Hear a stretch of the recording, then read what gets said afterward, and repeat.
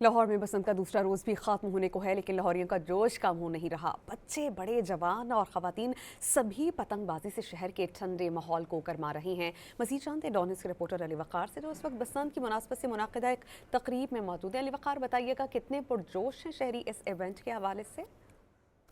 लाहौर की बसंत में हवा का जोश तो ठंडा हुआ है, लेकिन लाहौरियों का जोश ठंडा नहीं हुआ।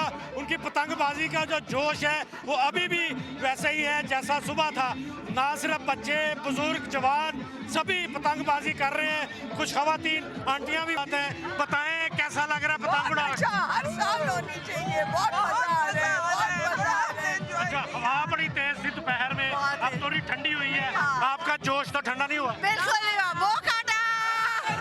अच्छा, सीएम साहिबा से क्या कहेंगे, अगले साल भी होनी चाहिए? बिल्कुल होनी चाहिए, जरूर होनी चाहिए, 100%। ये नन्ही बच्ची है, आपकी पहली बसंत है, आपको कैसा लग रहा है? मुझे बहुत अच्छा लग रहा है। हाँ जी, बिल्कुल। आपने नौजवानों की भी, बच्चों की भी, हमारे जो बुजुर्ग अंकल हैं उनकी भी, सबकी बात सुनी है। बड़े पुरजोश हैं। अभी कल का दिन है, कल मजीद जोश और जज्बा पूरे लाहौर में आपको देखने को मिलेगा और हम इसी तरह आपको बसंत के ये जो रंग है ये आपको दिखाते रहेंगे।